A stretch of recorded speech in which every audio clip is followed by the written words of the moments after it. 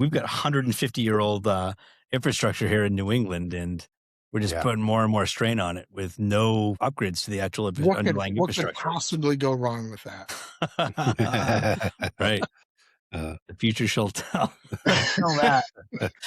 Oh We'll boy. find out coming soon. Thank God we've got Rosewater. Right. Yep. Right. Well, and to that point, data centers are really adding to the strain of our grid. Big time. Oh yeah. Big time.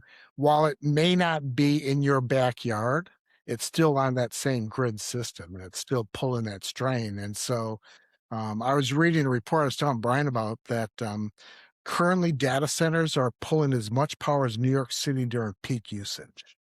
Think about that.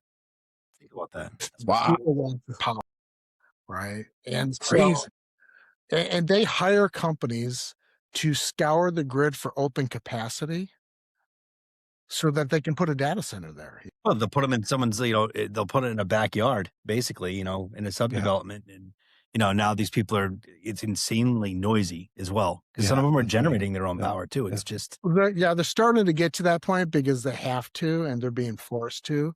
But I got a call from a guy in Nebraska because we have the worst power in the country. But they put a lot of data centers there, right? And so it's just what used to be fine is no longer fine. Right.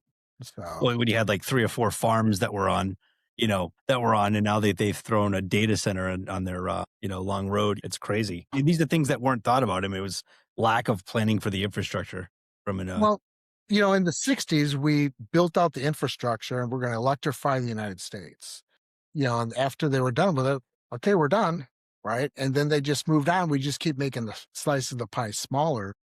But if you remember the fire in Camp California in 2015, yes, Santa winds, really high winds, it broke a 90-year-old bracket on a high tension power line. And when that swung down, it arced off the base of it. And that started that fire.